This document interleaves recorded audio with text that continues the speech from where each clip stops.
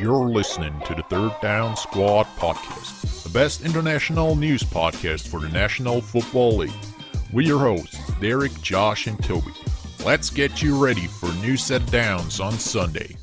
What's going on, everybody? Welcome back to the Third Down Squad podcast. It is now officially the beginning of the new year for the NFL, so the 2019 NFL season has officially begun. Real quick, before we get into today's podcast, wanted to give our thoughts and prayers to Christchurch, New Zealand. Obviously, everyone has heard of the terrorist attack that happened there. And I also want to say the apologies to Felix PewDiePie at the same time, because the guy, I don't know if you guys understood this, but know that he had said subscribe to PewDiePie before he got out of his vehicle to end up shooting everyone. He said that live on his Facebook feed when he did it. So, and now Felix's name is getting brought into a whole bunch of controversy on that. So it's sad to see, but it's sad to see on all around, but hate shouldn't be anywhere in this world. This should not divide all of us. And again, our thoughts and prayers are with everyone affected by this horrible tragedy. All right, now we're going to get back to football. And as you guys can probably tell, there's Noah with Josh. We have our first official guest on the podcast. We're going to get a couple more here over the summer, but Noah is our first one. And before we get into free agency, we're actually going to talk about Kareem Hunt, which was reported this morning that Kareem Hunt will be serving an 8-game suspension for his recent activity of hitting a woman earlier last year. And that is basically where we're going to start this off. And I'll let anyone start with this. Was the 8-game suspension the right amount of time? No, it was not. It was too little. It's got to be, you got to set a precedent at this point. Like, I know it started with the Ray Rice incident and like, what was his suspension, a year or so?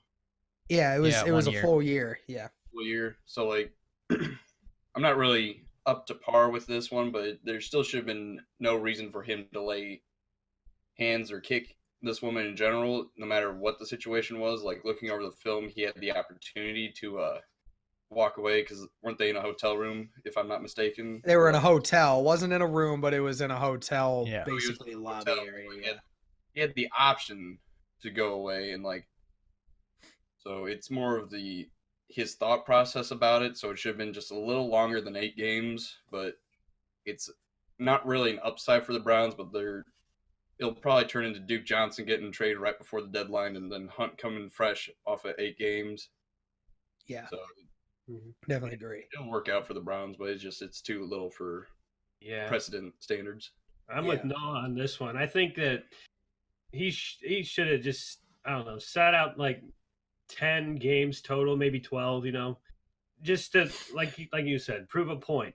If you're just giving like low-end suspensions for something this horrendous, then you're just digging yourself a deeper grave if you're the NFL, because this is just going to show that, if I, hit somebody, through domestic abuse, I'm only going to get 8 games. So I can afford that, that's the mentality that's going to start.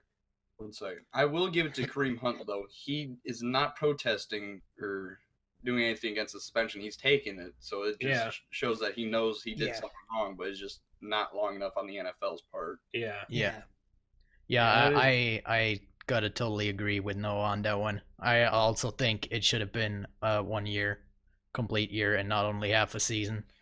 But I think the point that speaks for him is, like you said, that he doesn't appeal the suspension in any way, and it was his first offense, his first suspension, so I can see why the NFL gave him only half a season. But I mean, it should have been more than that. Yeah, and I think we can all agree it should have been a little bit longer.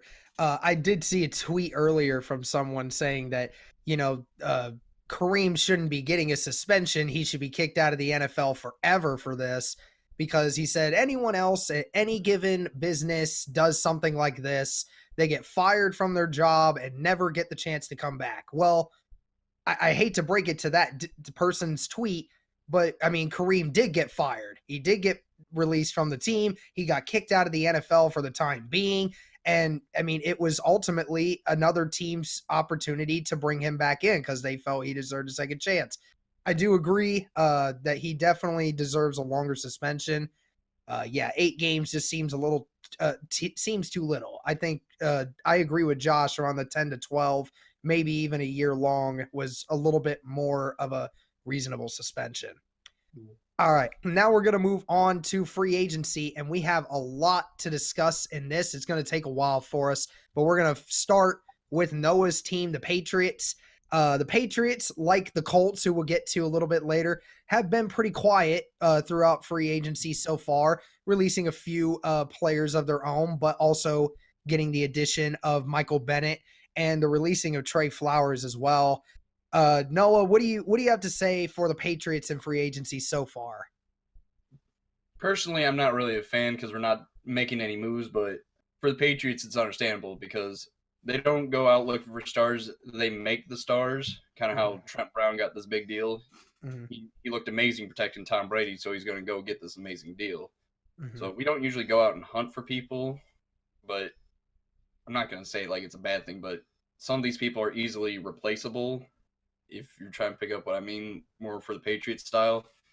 But like right now, we haven't re-signed Steven Gostkowski. Like he's been our kicker forever. I kind of want to keep the man, but we're not really doing anything right now for that. Then everybody's just going to the Lions. Like, yeah. But I feel like I think we can all agree that the Trey Flowers deal was absolutely insane. I mean, that contract was something quite hard to believe for a guy that, you know, a lot of people said was not really worth something like that. But the Michael Bennett trade, what did you give me the last one there? What do you think of that Michael Bennett trade? I don't like it at all. Like that just Really? shows that like we're not going after a defensive tackle in the draft as of right now. Because like personally, I wanted the Clemson kid Christian Wilkinson or Wilkins? Yeah, Wilkins. Like I personally wanted him, but now that I see we're going after Bennett, I'm afraid we're going to go after that Duke quarterback just as a Tom Brady replacement. Oh, Daniel Jones. Yeah, I can see it for the 2021 draft when Trevor Lawrence comes out for the Patriots to go after him, but we'll see right now. But I'm not a fan of the trade as of right now, unless Michael Bennett can come in and like produce something of like 6 sacks. Like I have the bar set low for him right now, but we'll see. All right, overall grade for the Patriots right now. Overall grade for free agency, I'd probably say a solid C, maybe C plus, just because we haven't really made any big moves. Like there were rumors of the Patriots offer for Antonio Brown being way better than the Raiders, but yep, I got you. Anyone else got anything to add on that? Not really. All right, well, we're gonna move on to. One second, Derek. Oh, we got Josh. Josh. I'm just looking at the Lions saying they're going to be the Patriots 2.0 because do you see all those Patriots people heading to Matt Patricia, coach, Amendola, yeah, it's like I agree. 2 Patriots teams, one in each division, but the other one's going to be called the Detroit Lions. Yeah. Well, we basically soon have a Super Bowl Patriots against Patriots. Yeah. We'll get Brian Hoyer to the Lions. Brian Hoyer is secretly the next GOAT. Be better than Matt Stafford, maybe. All right, now we're going to move on to the Saints free agency. And, you know, at first it was a little bit of glimmer of hope with the fact that the Saints did not have a lot to work with in the cap space. Although releasing Mark Ingram for a bigger contract, they have re-signed a bunch of decent players, being able to keep Teddy Bridgewater as the backup quarterback, being able to sign Malcolm Brown. Toby, what are your thoughts on the Saints free agency so far? Are they doing what you needed to do? Well, other than not re-signing Mark Ingram, which wasn't the Saints' fault, but more of Mark Ingram's agent's fault, if you believe the news that are coming out of New Orleans right now. But so far, yeah, you mentioned Teddy Bridgewater. I really like that they are re-signing Teddy Bridgewater and that he didn't take the deal from Miami, which supposedly offered him more than what New Orleans did. But the only thing I'm worried about is that the Bridgewater deal is only for 1 year and they have to renegotiate next year again. And Drew Brees is probably not gonna retire after next year either, so they have to pay Teddy Bridgewater a lot of money over the next couple of years till Drew Brees is gonna retire. But I would love to see Teddy Bridgewater as the successor of Drew Brees, even if a lot of people say, well, what is with Taysom Hill? And a lot of people don't understand that Teddy Bridgewater is actually younger than Taysom Hill, even if he's been in the league 3 years longer, but he's 2 years younger than him. So I love that to see Teddy Bridgewater there, and of course all the other guys in Craig Robertson, Chris Banjo, and Will Lutz.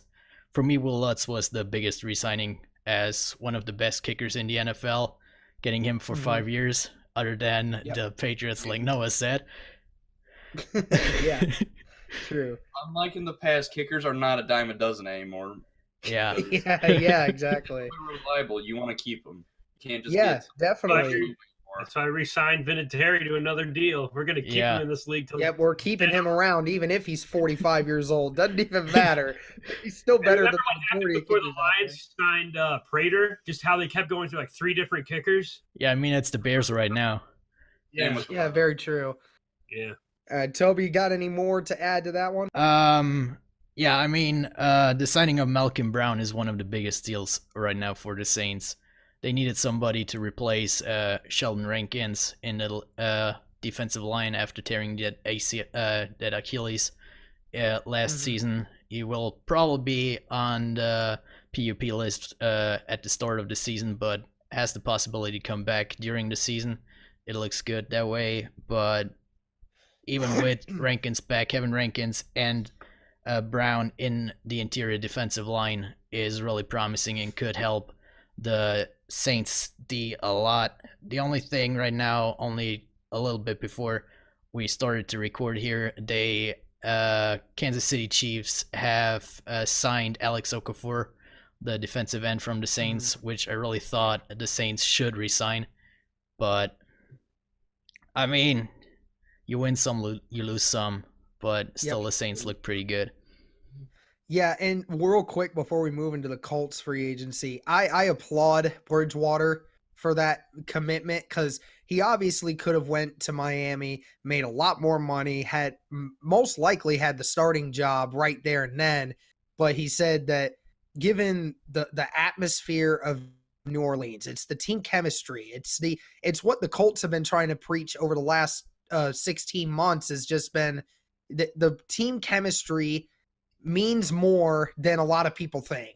And to be willing to take a lot less money and to take away a starting job just to stay behind Drew Brees and learn more about the Saints, I applaud Bridgewater for that signing. Yeah, he did the complete opposite of what Mark Ingram did, and kudos to Teddy Bridgewater. Yeah. All right, Josh, now we're going to get into our team, the Colts free agency. Obviously, there were a lot of questions going into free agency for the Colts with the most cap space of any team by far. And so far, the Colts have remained quiet. They have only signed one free agent in Devin Funchess and a receiving core that we absolutely needed to help. And the Colts have basically done nothing except keep a few of their free agents from leaving the building. And Josh, you had a couple of conflicting feelings with Chris Ballard and the Colts right now. Give it to us straight now. What are your true feelings towards what's going on right now? All right, I understand where he was coming from, but when I sent you all those messages about how he was like pissing me off, it's mostly because you remember being that kid at a birthday party that they were showering the other kid with the attention, just standing there in the corner, just like, come on, just talk to me or something like that. You know, you get that feeling. That's how I felt when I saw the Browns signing left and right people, and here we are with just all our money left in the world right behind us. I'm like, can we at least go after like Sue, and then, or you don't want Sue. Yeah, Nobody wants Sue. No, not with us. What the Colts' problem is, they're good, and they didn't really need to sign any of the talent right now. So why not save it? And then I after a walk through campus. And I finally realized that he's waiting for the dust to settle on all these high-end people because when there's another mid-tier player that's just not, going to get signed, right? He'll just swoop in with like here's a 1-year $15 million contract to see if you want to stay here or not. Mhm. So, Yeah. Yeah. I mean, I'm glad that he's not like spending money left and right like the Browns are, because Browns have, personally, I what, think the Browns are going to be in for a world of hurt in the next few years when it comes to paying those people, unless Yeah. they're just going to do a rental process where they just set them free after that. do you have like 50 Yeah. DK or something left in cap space? Yeah, they got 40 million left in cap space for right now. So they'd be able to sign a lot of their young tier guys, but if they get a guy that's wanting a decent salary, then it's going to be hard to keep them. But But back to the Colts really yeah. quick before I let you start your Yeah. day. I'm glad that Ballard's not spending money left and right because, like you said, it's the culture of the locker room. Like it's the COLTURE. There you go, the culture right there in Indianapolis. There you go, Ballard. If it you're is very use true. that, I'm gonna let you do that because it's been Yes. said. They trademark it before they put it on T-shirts. Oh yeah, we need to do that. Yeah, I think they already have. Yeah. But like, here's the thing: is, and I'll ask this for anyone. You guys will understand this. How does someone become a free agent? Someone becomes a free agent when their contract's up and they want extra money from the team that they said they want. Well, guess what? The problem is when you're a team like the Jets, who just paid 2 guys a grand total of contracts that are 9 years and $135 million over those 9 years. The problem you have and you run into is that every year you lose that cap space and you can't keep guys that you bring in through your own system. And I don't think a lot of people realize this for Colts fans. I failed to realize it at first. Over the next 3 years, Quentin Nelson and Andrew Luck, Eric Ebron, Darius Leonard, Malik Hooker, Kenny Moore, all these guys that I could just keep naming, every single one of them are going to become free agents here soon. And why would Chris Ballard just throw all his cap space out the window at a couple other guys and not have the money to sign them? Because they're going to want money at some point. And if they don't get the money from the Colts, just because we drafted them doesn't mean they're going to stay loyal to our program if we don't give them what they think they deserve. And that is why next year the Colts will have to spend a little bit of cap space, because the Colts have to spend about $20 million in cap space next year to be able to abide by the cap rule, which is where you have to spend at least 20% of your cap over the span of when you get to be at a certain point in cap space. So they will spend a little bit next year. That's no problem. But the thing is that he wants to make sure that when his guys become free agents and they want money, he'll be able to afford to keep them. So they stay off the free agent block, and then we don't lose all these guys because other teams will want them, because when you look at some of the young players we have and look at how good they were, man, it was a pleasant show to watch. So everyone's kind of dogging. I know, I understand it too. I've been a little frustrated too, seeing the Jets and the Browns and the Raiders and the Lions getting all these free agents that we keep trying to get. But Ballard just doesn't want to throw the egg at it because he knows that he's got to sign his guys later on, and he doesn't want to give somebody a contract that he doesn't know is fully committed to our process. And like Josh said, it's about the culture of the locker room. It's about being able to form a team. You know that when Pierre Desir got re-signed, when he got that contract and it made public, every single Colts player that had a Twitter went on Twitter and congratulated him personally and were so happy for him. It's like, that is what you want. That is what you want. Every single player to treat every guy like it's his brother. That's exactly what you want. And the Colts have a good locker room. The Saints appear to have a really good locker room. The Teddy Bridgewater thing showed. I mean, it does make a mark. And listen, the Devin Funchess pick, the one pick we've done, I love it. I think it's a great short-term option. It's, hey, show us what you got this year. You're going to have a new system with a better quarterback and a better head coach. You're going to go out there and you're going to perform. If you don't perform, we're kicking you out. If you perform, then we'll give you a little bit of money next year. Yeah. And the few guys we did re-sign, Glowinski, Boehm, and Desir, you know, those 3 guys, according to ESPN, those are 3 of the top 6 most best rated re-signs of any team of any re-signs yet in free agency. So it shows that like we're keeping these good guys at a low rate, but making sure we re-sign them. So at the same time, it's like I agree with you, Josh. I'm a little upset that we haven't gotten guys, because you always want the new toy, you always want the new cool thing to be on the block. But at the end of the day, that's not what you need to keep the organization going. And before we move on, I don't want to see Quentin Nelson on the Patriots. Hell no, dude. Tom Brady Hell no. Damn well there. That's what we're saving. Oh, for absolute certainty, Chris Ballard will do anything he can to make sure that dude stays there to protect Andrew Luck. And I don't want to see Darius Leonard on the Saints either. Hell no. Toby's like, please do. Please do. Yeah, please do that. I mean, I'm good with linebackers right now, but come a couple of years. Yeah. All All just right. the mentality of them, because like, what if they want to go chasing rings and the Colts can't produce that? So it's just a matter of the Colts got to get to the playoffs, get far in the playoffs, maybe win a Super Bowl, because some of these guys want to go down in the Hall of Fame as Super Bowl champs, not just the highest paid guard or linebacker in NFL Very history. true. Yeah. Very true. And the Colts are getting there. They are. The Colts are getting there. I think last year's team was the best team that we have had. What is Noah doing right there? Oh, I see there. I see it. All right. Whatever, dude. Whatever. Gauntlet while you're at But it. like, anyway, the Colts last year, that was the best team that we've had since 2009. I think Josh and I can firmly say that. But, it's just got to keep going. And now we're going to move on from our team's free agencies. We're now going to start talking about free agents and trades that have happened recently. And we're going to start with the most recent one, Ryan Tannehill, who just got traded to the Titans for a 1-year, $7 million deal $7 million guaranteed, with 5 of that being guaranteed by the Dolphins. The Dolphins literally sent Tannehill to the Titans and paid $5 million of his $7 million contract just to make sure they could get rid of him.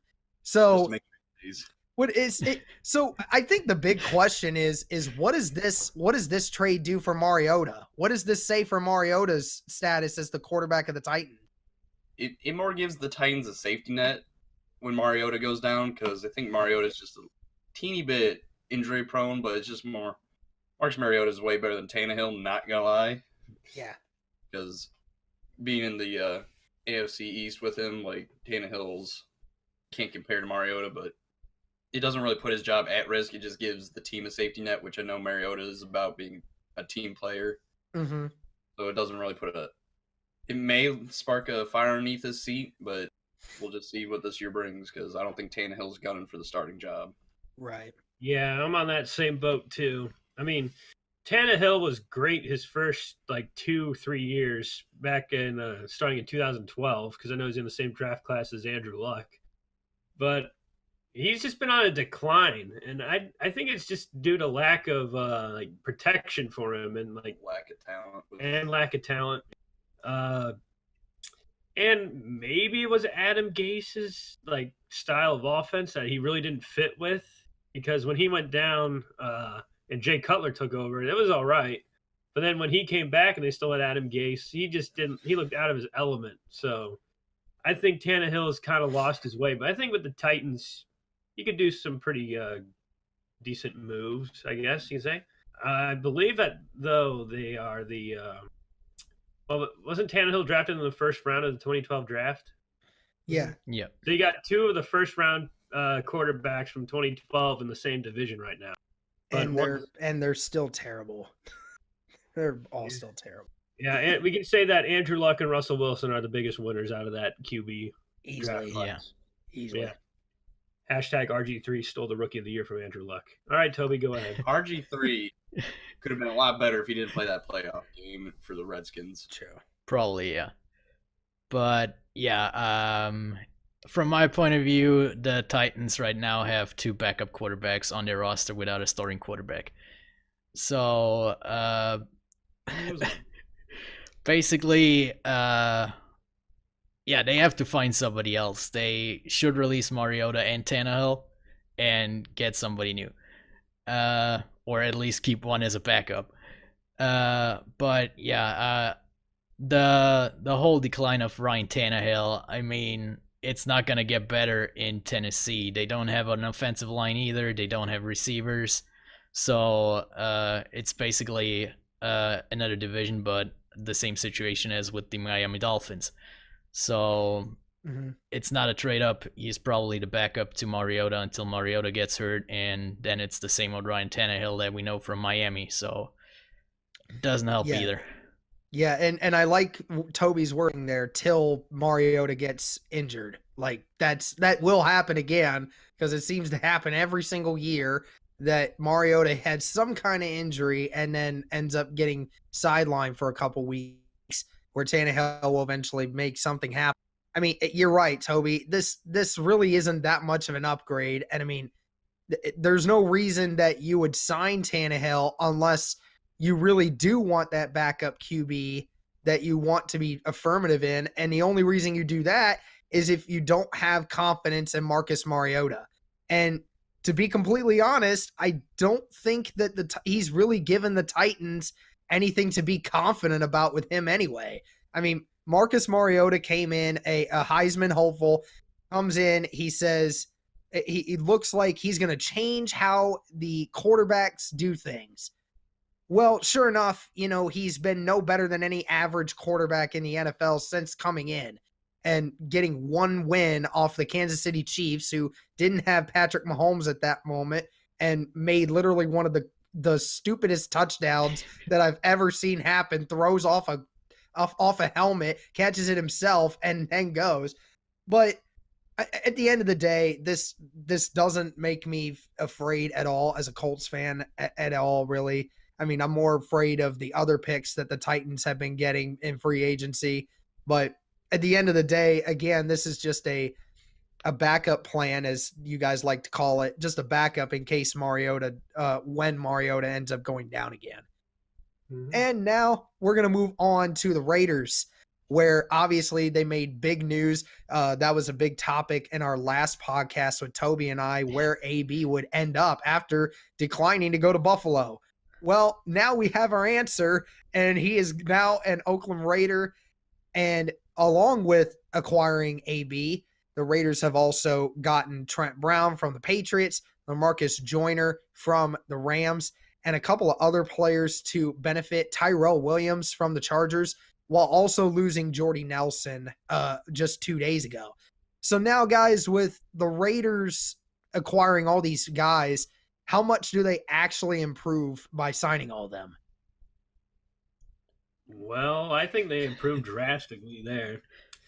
I mean, I think they're just going to draft strictly defensive line in the first round because you got everything else. So I think they're just going to wait to see what happens in the draft to get their defensive line set. Mm-hmm.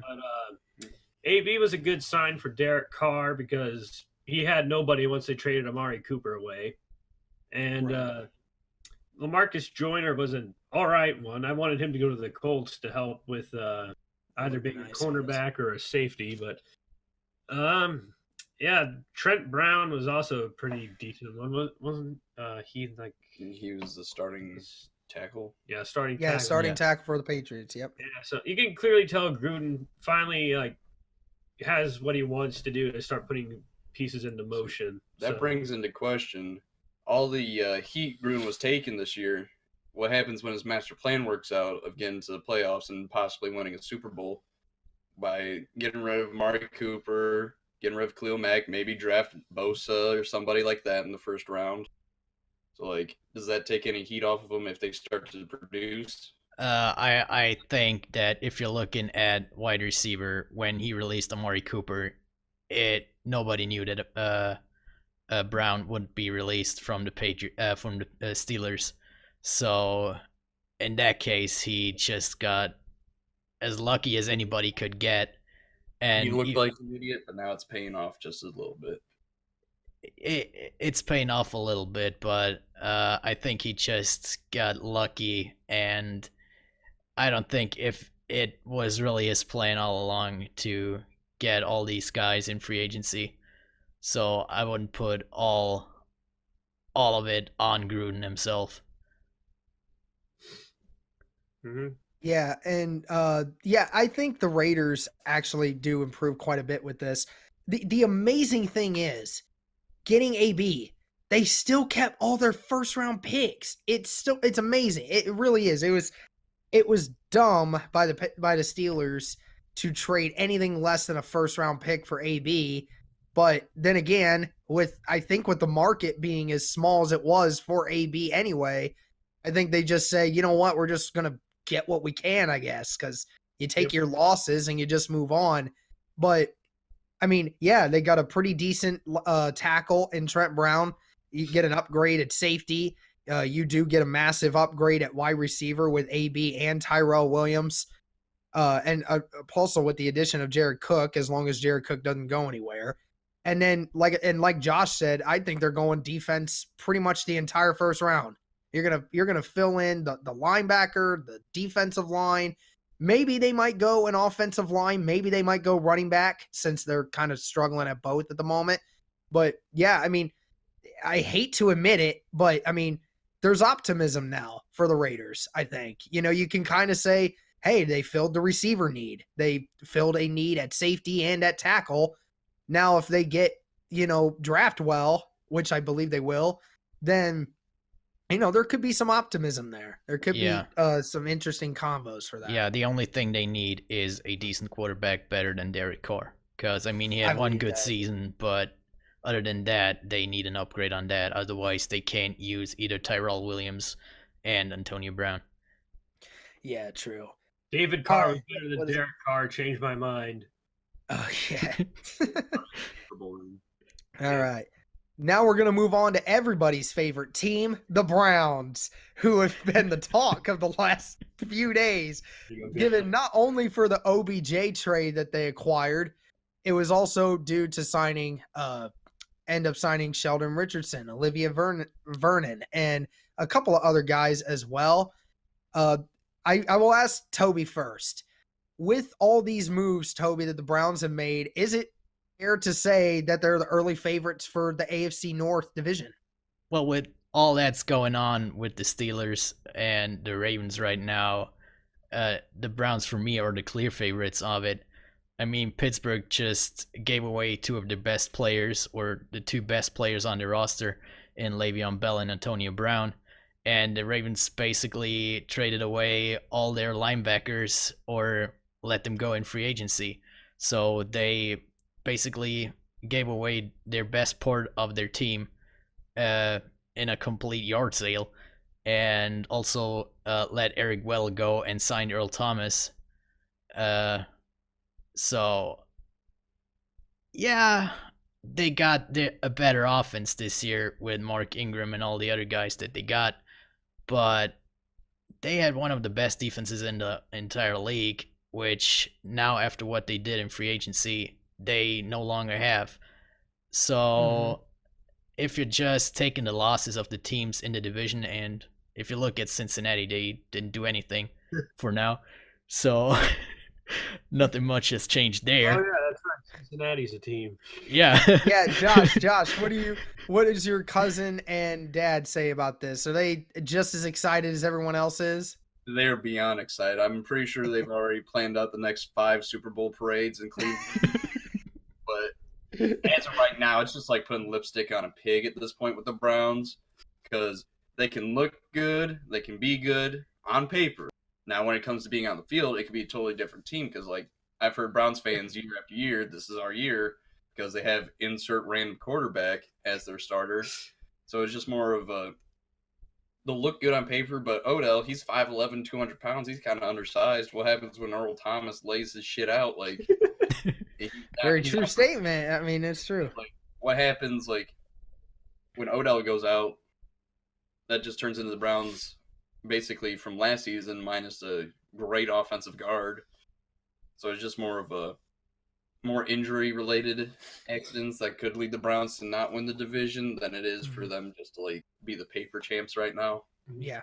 Remember, you can only get as far as you can in the playoffs based off your depth chart. So right now, you're just looking at a surface level. They look like an invincible team. But if one goes down with an injury, just one, on the other side of the ball, their season could be in jeopardy. Because if Baker Mayfield goes down with like an ACL tear or Achilles tear, what happens then?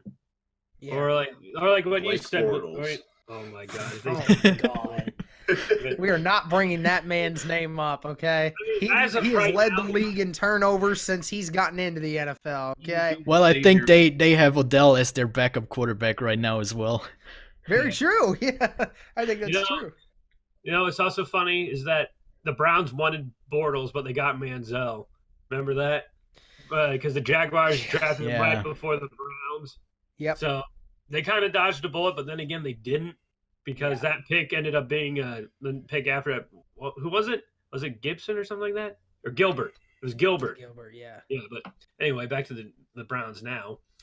Yeah, it looked like right now somebody was playing Madden in real life and turned off cap space because that was ridiculous. Mhm. Because all I saw in the group chat with our family was Browns just signed Odell. They traded Odell. They signed Vernon. They signed Shelton. Everybody. Bunch of signings, not a lot of like powerhouse names, and all of a sudden we have a cousin who's a Giants fan. He's starting to get a little uneasy seeing all these trade rumors about Odell going to the Browns, and our cousin, their brothers, the Browns and Giants fans. So it got pretty heated in there. But you hate to see your superstar go, but it's just more Yeah. the Browns Mhm. didn't necessarily need to make the trade, but since the trade was there and they took it, because Oh, yeah.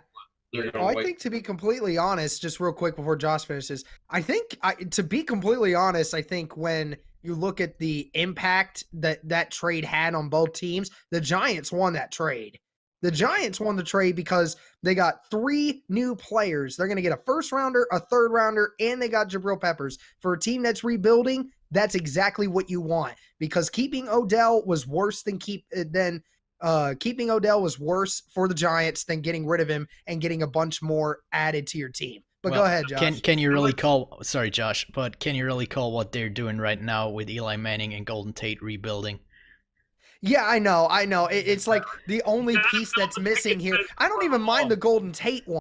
I don't mind the Golden Tate signing, but I mind that Eli is still on that roster. That Yeah. is a terrible, terrible move by the Giants to keep him because they don't owe him shit. He doesn't owe them shit. They don't owe him shit. Just get rid of him. Save yourself some money, man.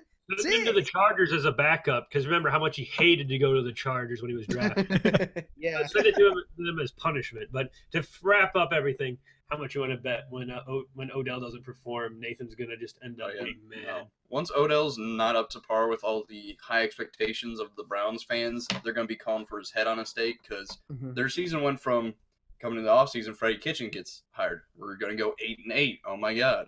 And all of a sudden they signed some more people. Oh my gosh, we're going 10 and whatever. Then all of a sudden Odell comes over and they're like, we're going undefeated, win the Super Bowl, because expectations went from here to here. With the Oh, Browns. yeah. And even Odell even said on Twitter, I can't believe how much these fans love their football. I can't believe it. It's like, I've never seen this before. So you're right. Is like, can he deal with it? That's a huge problem, is that if he doesn't deal with it correctly, is he going to ruin his reputation before it even gets started? And I agree with that they should be the favorites right now. They should be, because they're, on paper, they look like the best team right now. But yeah, I mean, like, obviously, I mean, the problem with the Steelers is that they're still going to have a really good offense at the end of this year. They still got Juju. They still have James Conner. They still have Vance McDonald and Big Ben. Just the issue is that their defense is anything but average. So, I mean, ultimately, they're not going to be able to stop anybody again, just like they did last year. And Baltimore, while also upgrading with Earl Thomas at the safety position and getting a better upgrade at running back with Mark Ingram, they still don't have a wide receiver. They still don't have they lost most of their defensive linemen and linebackers. You basically lost your entire defense just to get one guy back and then a running back. And then the Bengals, I don't even need to say anything about them because they don't do crap. Exactly. They don't do crap. There's nothing to worry about the Bengals right now. So ultimately, there will still be some good games. I still think the Ravens and the Steelers will give the Browns a run for their money every time they play them, because it's always a rivalry game. It always comes down to the wire with that. But yeah, at the moment, if the Browns can actually work together very well because it does come down to Baker Mayfield. It does come down to because now they gave him the roster, and Baker Mayfield showed at the end of last year, hey, I'm here. This is my team. It's time for me to take over. Can he actually do it? That's the thing. It's whether or not, now that the teams have a full year of, film on him, can they adapt and get better and try to stop them? Remember, they call it the sophomore slump for a reason. Yes, very true. Very true. Except Andrew Luck was impervious to it. Yeah, I know. Well, I mean, his slump, he really didn't even have a slump. He actually got better because his freshman slump was bad. He had so many interceptions that first year. That wasn't even funny. But anyway, now we're going to go from the Browns to the Jets, another team that's making a lot of moves. They signed C.J. Mosley from the Ravens for a 5-year, $85 million contract, and also signed Le'Veon Bell for a 4-year, $52 million contract. The one team that Le'Veon Bell said he would never play for, even for $60 million, now signs with him for $52 million. So kind of funny how a year works. But here's the thing. Noah, we'll start with you. Did the Jets overpay for Bell and Mosley, and are the Jets actually contenders now? Jets are nowhere near in contention. Sam Darnold's overrated. But so more of the signing of C.J. Mosley was a good move. Maybe a little pricey for him, but he's a great defender. But Bell, he's had a year off, so he's gonna be fresh, but it's still too much money for a running back. No matter how you cut it, he's a receiving running back and he's a ground and pound running back. It's still too pricey, and he didn't get what he wanted, so he's just it's more of money for him over football, so it may not lead to production with the Jets. I agree. You know what this reminds me of? What's that? With them signing Bell? Remember when they signed LaDainian Tomlinson, who was starting to decline? Yeah. This is what that's what I'm picturing with this. Okay, let's be honest here. Le'Veon Bell right at this moment is way better than what that LaDainian Tomlinson was. He signed with the Jets. He is way better. LaDainian was on his way out at that point. Yeah, but they're just some shocking parallels. How they'll go after a running back who like you said, LT was on his decline right there. But I think with Bell taking this year off, he's going to be sluggish out of the gate. He's either going to come back refreshed, or his mindset's just going to be more on the extracurricular stuff and not actually football. Remember, it's called heavy wallet syndrome, and it started with Chris Johnson back when he was at the Titans. Yeah. Remember when he got paid? Mm-hmm. He couldn't run fast because that wallet was holding the shorts down. So I think there's also that too, like with anybody. So I think you're right. C.J. Mosley was a great sign. But I think they did kind of overpay him. They go, yeah, we kind of want you. Then C.J. Mosley looks over at the Patriots, and then the Jets go, all right, we'll give you what you want. Don't sign with them. Yeah, so, exactly. Yeah, that's why they threw that much money at him. That's a good representation. I gotta agree on the Mosley pickup. It's a good deal for a defensive tackle of his caliber, but if you're looking at the total value of Le'Veon Bell's contract, it's a little too much, as everybody agrees here. And I don't know, I just want to see Le'Veon Bell on the field again, because I don't know if the reports of the Jets that they put out there a couple of weeks ago that he gained 60 pounds over the offseason, if that's true, I don't want to see him run. Yeah. There is no way. I am positive there is no way he that much weight. I'm sure that he gained pretty decent weight, but I'm pretty sure he did not gain that much. Yeah, probably. You're in retirement. Yeah, exactly. Yeah, but I mean, if you're then also what I want to see with Bell is how his bonuses are really structured in that deal, because it's only $25 million guaranteed in that deal. So what kind of bonuses does he really have in there? Are they really easily achievable? And it's really the $13.125 million per year that it's basically guaranteed for him? Or is it harder to achieve, like, I don't know, the Jets going to the playoffs and starting playoff games or something like that? which let's be honest, is pretty unachievable with the Jets right now. So Yeah. of course, there are no details on that right now. So gotta wait and see if it's really that big contract that everybody's talking about, or if they just pushed it up a little bit. Yeah, I mean, that Mosley pick was much better than the Le'Veon Bell one. I mean, yeah, you're right. They oversigned a little bit for Mosley, but the thing is that Mosley getting that contract versus Bell getting that contract, Mosley is a little bit younger. You just saw him have a Pro Bowl type season, and with Bell, he's a year off of not playing football. We don't know where his mindset is at. He blatantly said a year ago that he'd hate to play for your team. I mean, I don't know why the Jets thought it would be a great idea to sign a guy who publicly went on Twitter and said, I will never play for this organization. It must be sad to play for them. I don't understand it, but I mean, they still have a lot of issues to deal with. And it's like that money could be spent somewhere else. I mean, I think they're going to go defensive tackle in the draft to cap off their defense. I mean, their defense is going to look really good. They got Jamal Adams. They got CJ Mosley. They got Darren Lee. They might get Quinnen Williams at the third pick. Just that defense is actually going to be pretty good next year. No denying that. But the problem is they still don't have an O-line. They don't have receivers. And like Noah said, their quarterback's a little overrated. I mean, there are a lot of people saying that he was going to be the best quarterback to come into the draft. He was the fourth best rookie quarterback last year. Fourth best. Coward, though, briefly, we'll talk about Colin Coward. He says that he's the best quarterback and that Baker Mayfield. Oh, yeah. I remember specifically hearing him say that every time.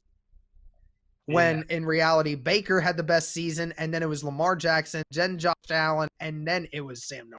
Now, to be a little fair, is Baker Mayfield kind of went into a decent situation with the Browns because they kind of had to put him in there because they had to change it.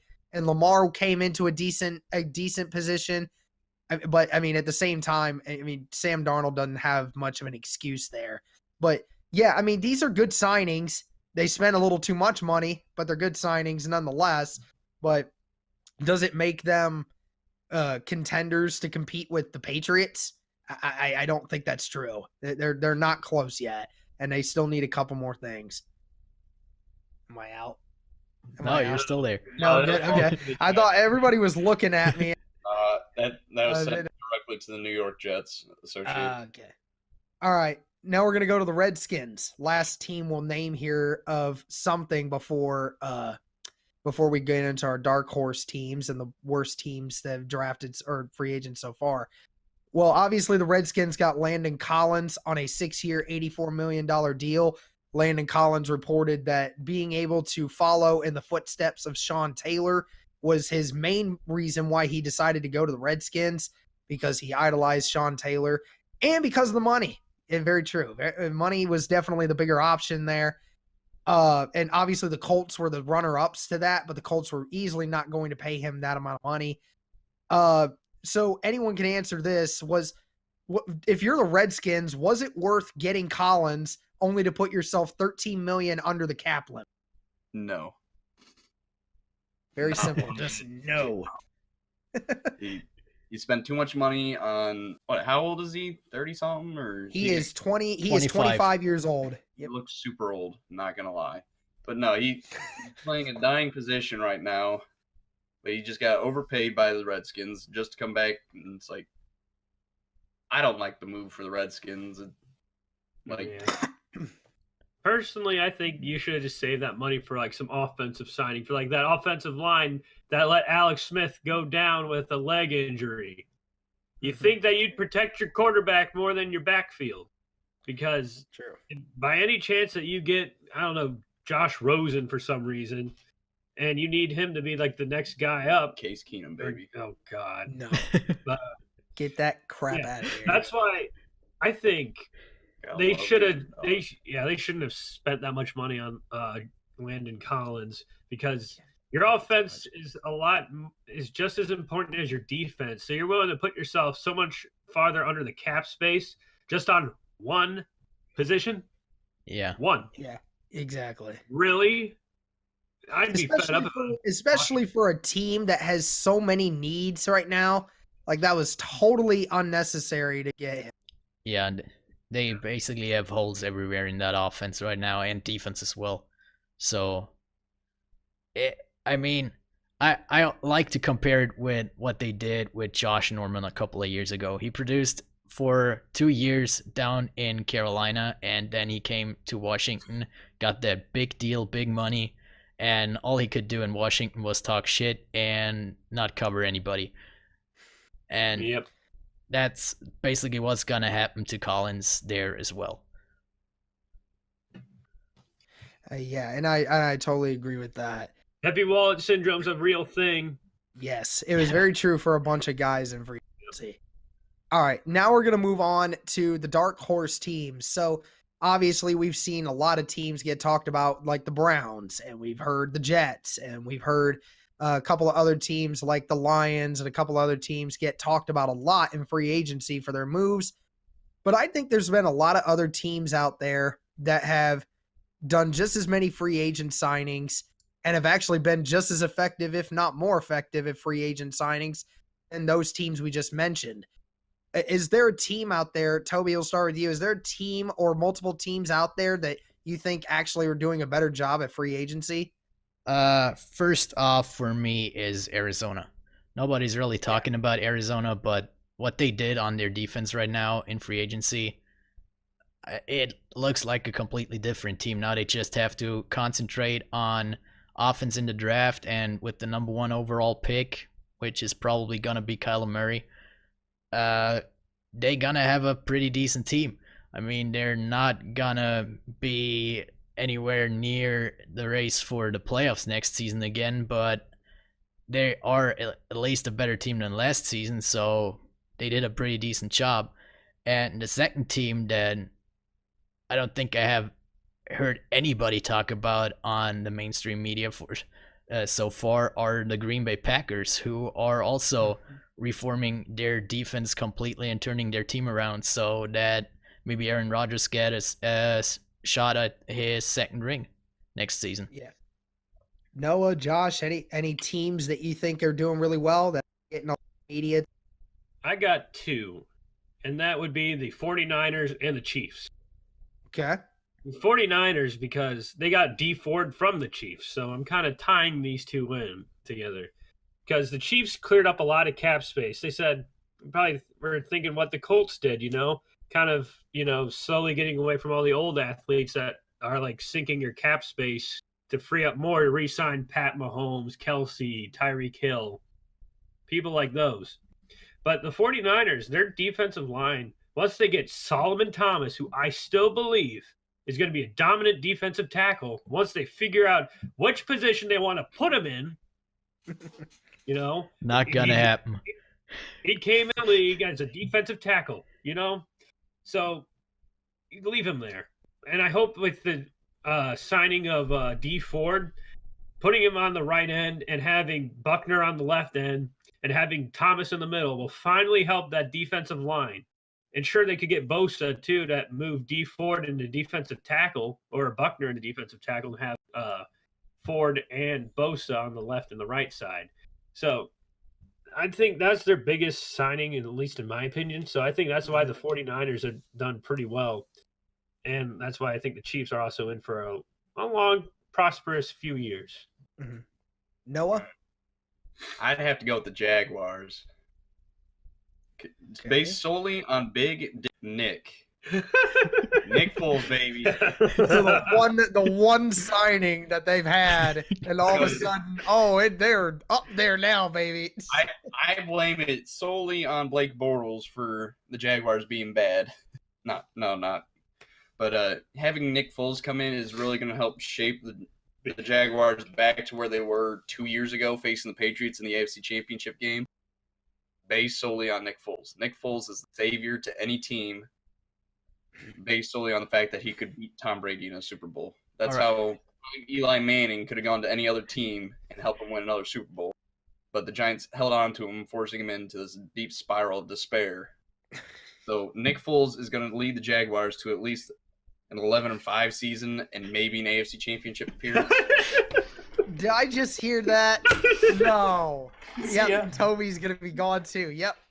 I Okay, love- I'm about to do the exact same thing here. Listen, I can't argue with the logic that Nick Foles is a miracle goddess, but dude, 11-5 and a chance to do that, dude, just get out of here, Noah. Just stop, dude. Just stop it. Okay, look. Great father Okay. figure.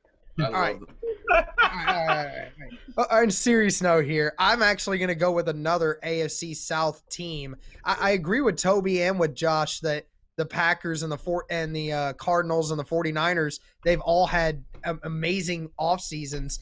I think, to be completely honest with you, the Titans have had one of the better off seasons, adding Adam Humphries, adding Cameron Wake, and adding a bunch of other pieces to their roster that they truly need to help boost them to a possible playoff spot, because they were really close last year, but the Colts held them off from doing that. We'll just have to see if that doesn't concern me. Though. It doesn't You concern know who me. the Titans forgot to sign? Who's that? Big Dick Nick. Oh God! All right, all right. Nick Foles would lead anybody to a division championship. Yeah, right. Whatever. Dude. Yeah, well, he'll be saying that when he's getting sacked 40 times this next year because they have no O-line and no receivers. And then when their running back Leonard Fournette gets suspended again for some odd reason, That's All why right, they're going to go Jonah Williams. yeah, I think they might. All right, so last topic on free agency. Who do you guys think is the biggest loser of all the teams in free agency so far? Is it your team? We're doing No, it. We can always replace people. The Giants are in an all right spot. It's just more of Okay, I'll start out here. The Browns. Because just as glorious as that looked, they are going to be in for a world of hurt if they don't sort things out for the future. Because they gave up their first pick, their first round pick, their third round pick, and Jabril Peppers. oh, you know who really got it? The Bengals. The Bengals Yeah. signed some scrub. yeah. Yeah, And that's about all I've heard. yeah. The Bengals are easily going to finish last in the in their division because they Yeah, don't have Nick definitely. Foles. Yeah, they probably go 0-16. yeah. They might. You never know. Andy honestly, Dalton with is the not Bengals. elite. Joe Flacco's more elite than Andy Dalton. And you know they're I'm gonna saying- bring back Marvin Lewis after the season because Yeah. they are actually Oh, getting they- worse. No, don't do it. Back to the safety blanket. All right, and I think that the Cowboys and the Bengals are pretty close with each other on that. Because I mean, if you're the Cowboys, the biggest offseason move you've had was paying your 36-year-old tight end to come back, and where he could have just made more money staying in the booth, and then losing your Get the Cole world Beasley. a favor leaving the booth. Yes, he did the world a favor. Yeah. That opens Yes, up he did the back- favor. We've said that several times on the podcast when he left. But yeah, I mean, That's like, and Cole Beasley left. I mean, obviously they weren't going to sign him to a $20 million deal. There was no way in hell. But then again, you're right. The Bengals, dude, the Bengals are the bottom pit of the AFC of the AFC North. Is like, dude, what are they doing? Like, all these other teams are making big moves, and they're over here re-signing a right tackle or something. I don't know what the heck they're doing. Careful what All you right. say, Derek. Remember, you're moving to that city in a few weeks. The Yeah, Bengals are- yeah, I'm working baseball. I'm not working football though. Chill out. Cincinnati, the They're not Bengals my team. moves to London. The Bengals are getting moved to London. Watch. Them or Jacksonville. It's one or the other. Nick- All right. Now we're going to move to the next topic here. Before we get into my mock draft, we're going to do the AFC and NFC South biggest team needs. We're going to start with the NFC South this time. Just wanna do Toby, we'll start with you. one. What are the Panthers' biggest needs? Well, at first I had a center there after they did not re-sign Khalil, but they took care of that. Right now, for me, it's a left tackle to Mhm. basically keep Cam Newton on the field for once without being injured. And the other thing is a cornerback to not get destroyed by Drew Brees every year. Oh yeah. So yeah, that's my two biggest needs for the Panthers. Guys, Noah, Josh, what are your biggest needs for them? Jeez. I'd probably say maybe a receiver for the Panthers. Not gonna lie, I'm not up to date with the Carolina needs, but probably offensive line and maybe wide receiver, maybe D line. Because Luke Kuechly can do it all, but you need penetration up front. So it's just more of how things are gonna work out. Yeah, for me, it's also like a left guard or a left tackle on the offensive line. And for the defensive side, I'd say you're probably going to need another lockdown cornerback like you had with Josh Norman. Yeah, I agree with Toby, and then I agree with Josh. Offensive line, they definitely need to be able to protect Cam Newton, especially Cam Newton now after coming back. He's going to come back from that shoulder problem that he's having. And I agree, the cornerback they definitely need. They still have Luke Kuechly at linebacker, and their defensive line's not terrible, but they do need another corner to help with that defense. All right, now we're going to go to the Falcons. Noah, biggest needs for the Falcons. Quarterback. Thank you. Okay. I like how Toby just stood there like, thank He's you. like, yes. Let's put some more. Let's see. Probably. They probably need something on defense. Maybe a. They totally need something Yeah. on defense. It's They called need a lot on defense, but I don't know specifically what they would need. Probably linebacker or nice edge rusher. All Okay. right. Josh? I'm like, no, I still believe that Matty Ice still has some strength left in that arm of his. He's So garbage. I'm going to say Guys, he's on a 5-year, $150 million contract. He is not going anywhere. Nick but, Foles deserves that money. oh my God. Yeah. But in all seriousness now, I'd say that the Falcons need a linebacker and a cornerback to get started. Because I still think their defensive line is pretty solid. They just need some secondary help. And Toby, you should be like thanking me or something like Yeah, that. I You know, have a good but secondary. I know, but I hope they get anything on offense because I like the defense how it is right now because it's an easy 2 wins. Easy to beat. Easy. Yeah. But yeah, basically they need anything on defense what they can get right now. I totally disagree with Josh on the defensive line. They need edge rushers, they need interior defensive linemen, they need linebackers. Even the backfield. Yeah, give me a defensive player. The Falcons Give me probably anything. need it. Punter, kicker. Well, I mean, like the one position they don't need is the inside linebacker with Deion Jones. Yeah, that's the in only middle. that's the only position. The only But position they don't need right now. So I agree. Defensive end and corner. Give me everything defensive wise because they still got a good quarterback. They still got one of the best receivers in the game. They still have an underrated running back and a decent offensive line. They just need to get that defense back up. And now the Bucks. Noah or Josh, what do you got? Quarterback. I could see that at least. And Mike Evans is all right. Who's the running back? Still Doug Martin? No, he's No. He gone? He's gone. Running back. gone. Going all offense, no defense here. Josh, what do we got? Cornerback and safety. That's what I believe in. Because they still have Gerald McCoy, don't they? For their defensive line. Or did he go away? I think I think he's still they there. do.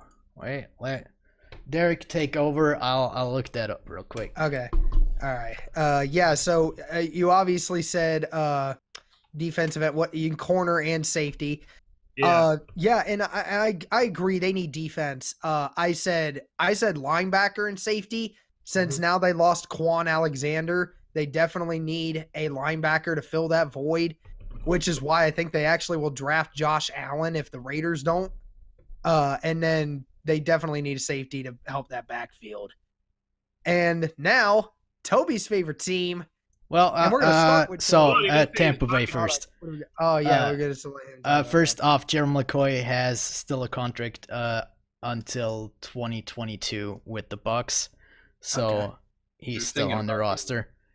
And yeah, my biggest need is a basically left tackle, guard, offensive line, or just get a better quarterback. And linebacker. Can we legally ask Jameis Winston to change his last name to Leuston? Because that's all he does. He provides L's and loses. He doesn't deserve to have. You know what? Yeah. They might just be better off if they let Jameis Winston take over in the second half of games and let Ryan Fitzpatrick take over the first half. Literally, they might just be a better football team that way. Honestly. Oh gosh. All right, Well, now we're they gonna first move have to resign to- Fitzpatrick. Oh. That's the first They've thing. got to resign that, yeah. Toby, we're gonna start with you on this one. It's your favorite team. What do the Saints need? First off, give me a cornerback that can actually cover somebody that is not Marshawn Lattimore. Somebody on the other side of the field that the other team Come on, dude, cannot why throw you to disrespecting and my get. boy Eli like that? I mean, I hope Eli Apple can get up to speed with the defense, but I mean, they are probably gonna re-sign Ken fucking Crawley. Sorry for my language there. No, it's all right. We just heard Big Dick Nick, so I think. Yeah. The Lord and Savior of the Jaguars organization. But Keep going, Toby. God, how the hell are you gonna keep Ken Crawley on that team? So give me a cornerback and then give me a tight end for Drew Brees in the end zone that does not drop the ball in a conference championship game in the first quarter that would have won you the game. True. Well, I mean, if Noah Fant is still in the draft, you could probably get him. He's not going to be around at the 62nd pick.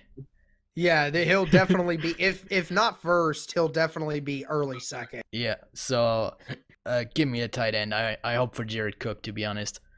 Noah, Josh? I'd probably say a cornerback as well, then probably a receiver that can run through contact, not have to get the pass interference. Okay. Maybe get the Saints to the Super Bowl. Not gonna lie. You're throwing some shade. Jesus. No, I'd probably definitely go offensive line. Josh? I'm with Noah on this one. I'd say, yeah, get another offensive lineman, maybe a better center. You know, You got Max Unger at center. Who do you want? Oh, Saturday. Jeff Saturday. Bring Jeff Saturday back. Jeff Saturday. It is fine now. Be really good. Saturday out of the studios of ESPN, so anything's possible. Joe Thomas making a comeback. And I think now, Toby, I think you could maybe agree with me on this. I think kind of going off your scheme of wanting to complement Marshawn Lattimore at corner, I say find a receiver to complement Michael Thomas. I think, they have their plethora of receivers, don't get me wrong, but they need to find a more consistent wide receiver threat that can complement Michael. So yeah, wide receiver, and then I said linebacker. Linebacker, definitely. All right, now we're gonna go to the AFC. Okay, Derek. Same question here as well. Same with the center. Who do you want to replace at linebacker right now? I don't know the roster right offhand, but I mean, it's funny just because it's like we hear so much about their safeties and their corners. And then, you obviously had Sheldon Rankins in there before, but I never really hear anything about the linebacker position. Demario Davis had one of the best seasons at linebacker last year. He's a Pete's, Derek. If you're going to take on Toby with the Saints, be prepared. He's going to clap back at you. Hey, I'm sorry, man. That's why it's his team, If you okay? clap That is it, why you it's clap his that, you team, gotta clap. okay? And now we're going to go to our team's division, okay? We're going All to start with the Texans in the AFC South. Noah, biggest needs for the Texans. They're good at quarterback. And who's the running back right now? Lamar Lamar Miller. Miller. Okay, they're good there. Probably say linebacker maybe. Maybe a corner as well. I'm not really up to verse with the Texans, but I know Deshaun Watson's freaking amazing. DeAndre Hopkins, freaking amazing. Maybe Deshaun's a line. little overrated in my opinion, but DeAndre is definitely really good. No, get me wrong there. All right, ready for mine? Mine's going to Sure. be both.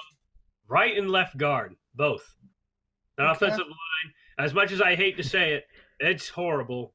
So if it gets better, it's going to, do well for us. So Toby? yeah, Yeah, I agree with Josh. Left guard, right guard, and I'd also throw tackle and right tackle in there as well. So basically, other than center, I think the entire offensive line needs an overhaul. Yeah, I'm gonna say the same thing. A completely offensive line because they signed Bradley Roby as corner. They signed Gibson from the Jags. They're pretty decent at those positions there. I was gonna say safety when they lost Tyrann Mathieu, but they got a decent replacement in Gibson. But yeah, you're right. The offensive line that thing just needs a complete overhaul. All right, now we're gonna go to the Titans. Toby, what do you got? I'd say first a nose tackle for the Titans and a cornerback. Let's bring that defense up to speed a little bit more down there. Josh, what do you got? let's see. Oh, they're good. I'd say get a free safety. Mm-hmm. And I guess like a new center because you got Taylor. This is the Titans, Taylor right? Lewan Yeah. at left Taylor tackle. Lewan's a beast. I love the Yeah. dude. He Even is though he's good, from right? Michigan. Mm. Very funny man. I really wish that he was a free agent so the Colts could sign him. So we have Quentin Nelson, Taylor Lewan, Ryan Kelly, and then all you have to do is fix the right guard position, and then get a. Very true. And lastly, yeah, so safety and like another center or a right guard. All right, Toby. I already did mine. Oh, right. Noah, right? I never heard Noah's. I'd say get him another receiver. Get Mariota another receiver. And then probably somewhere on the offensive line that's not Taylor Lewan. Right, Just I agree. Mariota at all cost. Yeah, I think they need defensive line to be completely honest. Even with the signing of Cameron Wake, I still think they need something better there. And I agree with you guys. I think they honestly do need an interior lineman, somebody that's going to protect the inside of Mariota. That's for sure. And the Jaguars, I think this one might be the simplest of teams, and when in regards to what they actually need. Noah, we're going to start with you because we know they don't need a quarterback anymore.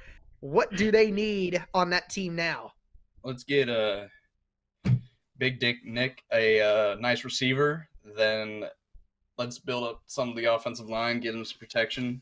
Mm-hmm. So basically, they're going to be running the AFC South if the Colts and the Texans aren't too careful. Josh, what do you got? Oh, geez. I guess just work on that whole offensive line. Right and left guard and work your way out. Toby? Well, I'm gonna give Nick Foles or Big Dick Nick a couple of receivers there with some wide receivers and at least one tight end that he can throw a ball to. So that actually may be something close to what Noah said could maybe happen. Offensive line and wide receiver. They need every single bit of help that they can get to protect Big Dick Nick. I wanted to say it at some point. I didn't get a chance till just now. All right, now we're going to go to the last team here, the Colts. Noah, what do you think are the biggest needs for the Colts right now?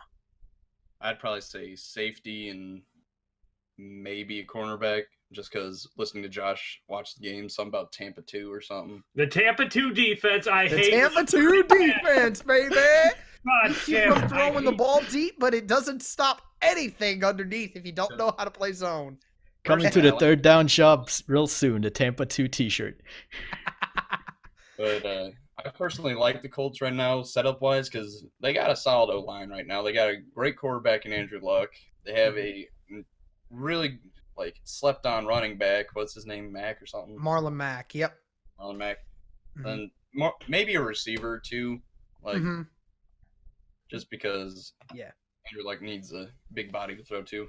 Josh, you know this team almost as well as anybody. You need to know what the biggest needs are for them right now. Yeah. Defensive tackle Yes. and a right outside linebacker. That one's a little debatable, but it is another need. Because I mean, I really wanted to go after Jamie Collins. I'm not sure if he's still out there or not, but if they get Oh, he is. He is. yeah, but he's ass to the point where he's at least worth 1 year, $10 million. He's a nice ass. He's not ass. He's a nice ass. No. He's a nice ass. No. All right. Let's worry about being monetized here. Okay. Are we going to be monetized? I doubt No, it. not on this one. No, Not on- no, definitely not that one. All right. All right. We heard Josh. Toby, what do you think? Well, I'm also going with a defensive tackle first, and then give me a complimenting defensive end there as well, and get that defensive line up to speed. And I think the Colts should be fine with that. Yeah, and I agree with you guys. The pass rush is the biggest issue the Colts have. We saw it in the Kansas City game when they could literally not get a pressure at all on Patrick Mahomes. They need a pass rusher of any kind. And before they signed Funchess, I was going to say wide receiver, but since they've kind of filled that void a tad bit, I think they honestly need a safety just as much as anybody else, because now that Clayton Gathers is most likely not going to return, they need somebody else back there to help complement Malik Hooker. All right, so now we're going to move on to what everybody has been waiting for this whole podcast, my mock draft. Derek, before you get started 2.0. with your 2.0 mock draft, I just got to say one last thing. Okay.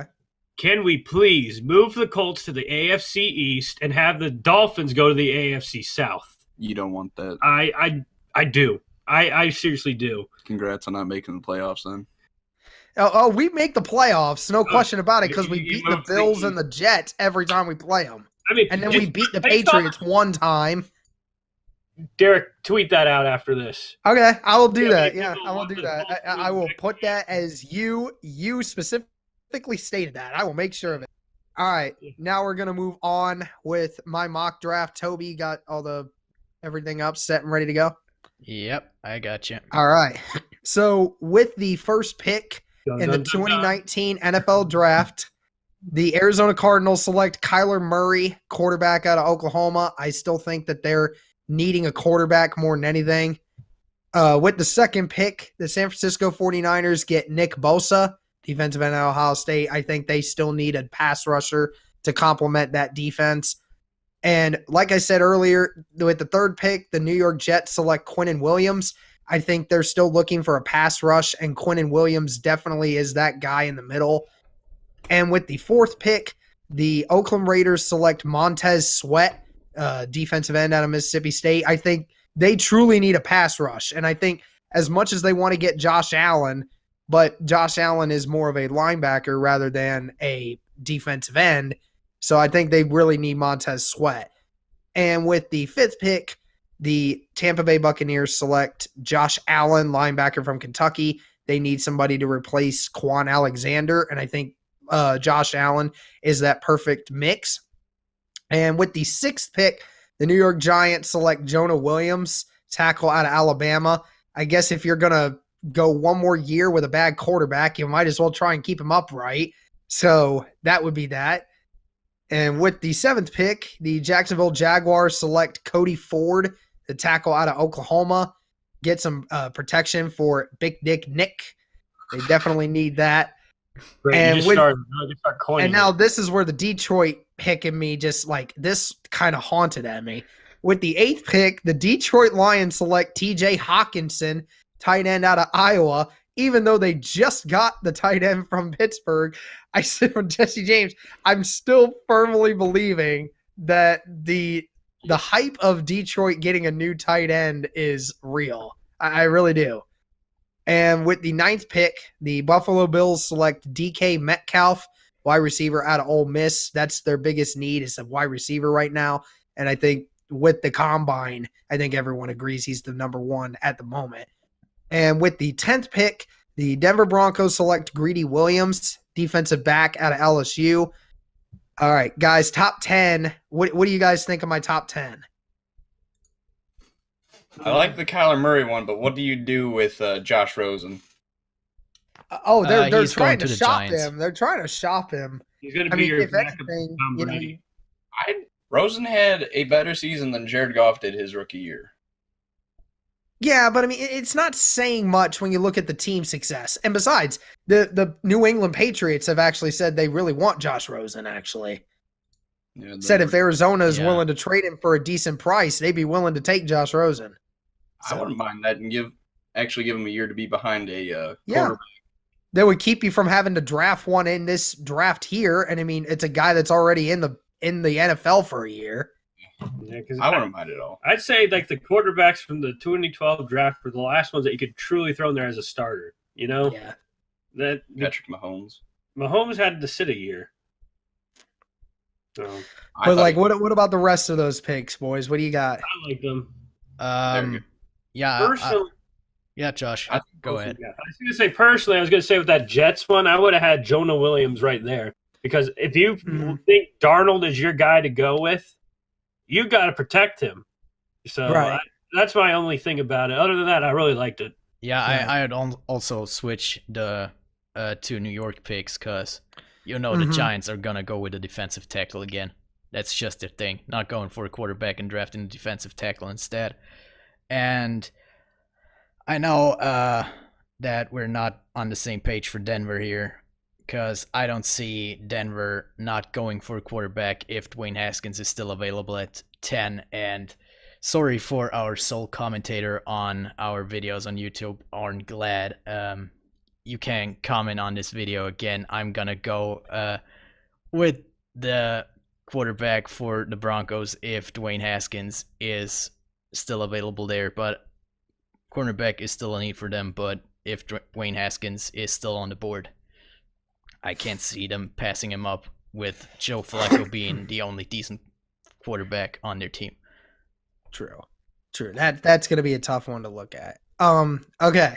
So with the 11th pick, the Cincinnati Bengals select Devin White, inside linebacker from LSU. Linebackers probably one of their biggest needs, if not for an offensive tackle, but they really need that linebacker spot. And with the 12th pick, the Green Bay Packers select Rashawn Gary, defensive end out of Michigan. I think that even though they've been getting some decent free agents on defense, I think when you look at Rashawn and his ability to just rush the passer, I think that's the one small thing that they're missing. And with the 13th pick, the Miami Dolphins select Dwayne Haskins, quarterback from Ohio State. They've pretty much shown they're going quarterback this draft. It just depends on which one. And I think that Dwayne might still be there for them. And with the 14th pick, the Atlanta Falcons select Clellan Ferrell, defensive end out of Clemson. Like we said, their entire defense needs work. So give them anything defense-wise. And with the 15th pick, the Washington Redskins select Marquise Brown, wide receiver out of Oklahoma. They have a decent quarterback for at the time being, and they definitely need a receiving threat because that's one thing they're missing. And with the 16th pick, the Carolina Panthers select Andre Dillard, offensive tackle from Washington State. Like we said earlier, they need to protect Cam Newton, and Dillard is the second best pass protecting tackle in this draft, only behind Jonah Williams. And with the 17th pick, which I might change a little bit later, the New York Giants, which was formerly the Cleveland Browns pick, it will be A.J. Brown, wide receiver out of Mississippi. Originally, that's what I had thought until they signed Golden Tate. I might end up changing that pick, though. With the 18th pick, the Minnesota Vikings select Greg Little, tackle out of Mississippi. They absolutely need pass protection because their offensive line was garbage last year. They need to protect Kirk Cousins better than what they did. And with the 19th pick, the Tennessee Titans select Andrew Wingard, cornerback out of Wyoming. I think that I don't remember if it was Josh or Noah that said it, that they need a better corner to help make that defensive backfield better. So I think that would be a good one. And with the 20th pick, the Pittsburgh Steelers select Devin Bush, inside linebacker from Michigan, again, to replace Ryan Shazier. That's been their biggest fault point in the defense so far. And I think that's a pretty much set in stone pick. So what do you guys think of 10 through 20? I disagree with you on Andre Dillard because I don't know. I have your mock draft right here, and I don't see Jawan Taylor anywhere on there, and I would take Jawan Taylor out of Florida over your Andre Dillard easily. So I'd probably go with Jawan Taylor to Carolina over Dillard. Okay. Yeah. It's pretty solid right there. But I'm with Toby on this one with the Dillard one. Yeah, I would have switched them around with the Javon Taylor as well. But I do like the Miami getting Dwayne Haskins. Okay. You know, because it makes sense. Because if you're going to start over in Miami, you want to start to have a quarterback you can build around and get to know their fundamentals. Right. But yeah, it's looking pretty solid. I like the Rashawn Gary one is the one that surprised me. Yeah. Yeah. So does that mean he's going to have Chase Winovich at 30 to help him out on that side? Please, for the love of God, stop. All right. Noah, what do you think? Long snapper. Noah, what do you think? I liked it. But what's going to happen is, like, I know you're just going off the list. It's going to become basically a race to see who takes Haskins because once Murray's gone at 1, it's going to be between the Dolphins, maybe Broncos, and the Giants to get Haskins on their team. Pretty So much. you're about to see some major moves.